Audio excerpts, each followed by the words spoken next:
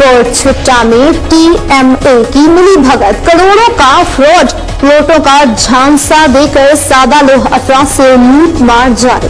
20 करोड़ रुपए से ज्यादा के फ्रॉड पर इंतजामिया खामोश।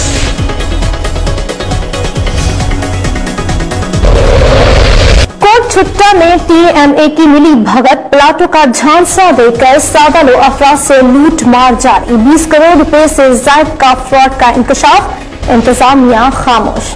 बिस्मिल्लाह टाउन के रहायशियों का बुनियादी सहूलियात की अदम फराहमी पर मालिकान के खिलाफ मुजाहरा। टीएमए की मिली भगत की वजह से दर्जनों रहायशी और कमर्शियल कानूनी मालिकान ने ओने पोने खरीदे गए प्लाट्स सादा लोह अफराद को बुनियादी सहूलियात की फराहमी यकीनी बनाने के सुनहरे ख्वाब दिखाकर महंगे दामों फरोख्त कर दिए।